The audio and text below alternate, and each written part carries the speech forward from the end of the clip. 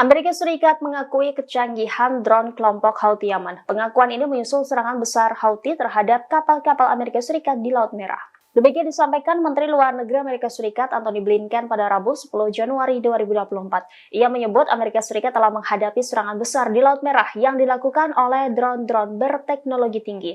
Menlu AS tersebut mengklaim bahwa drone-drone tersebut diterbangkan oleh pasukan Ansarullah Yaman. Ia meyakini serangan ini atas bantuan fasilitas-fasilitas Iran.